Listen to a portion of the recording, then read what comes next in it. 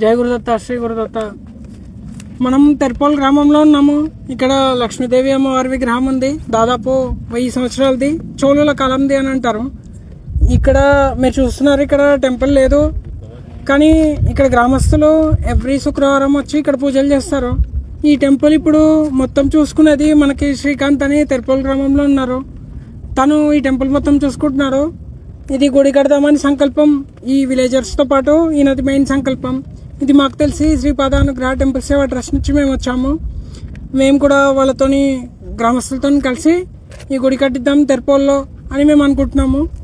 ఇది దాదాపుగా దీని హిస్టరీ అయితే మనకి చోళుల కాలంది అని అయితే కన్ఫర్మ్గా తెలుసు. జయ గురుదత్త.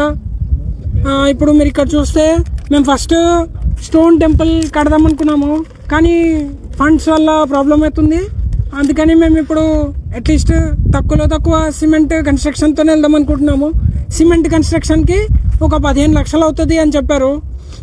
దాతల నుంచి మేము సహాయం కోరుతున్నాము. ఇక్కడ మీరు చూస్తే ఇది పట్టుకోండి, అమ్మవారి టెంపుల్ ఏకవిమానము సిమెంట్లో ఇట్లా కట్టిద్దాం అనుకుంటున్నాము. ఇంకా గర్భగుడి లోపల 7x7 వస్తుంది, ఇట్లా అని వస్తుంది. ఇది కట్టడానికి దాదాపు ఒక 2 నెలల్లో మేము కట్టిస్తామన్నారు.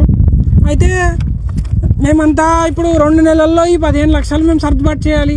కాబట్టి దాతల సహాయ సహకారాలు మేము కోరుతున్నాము.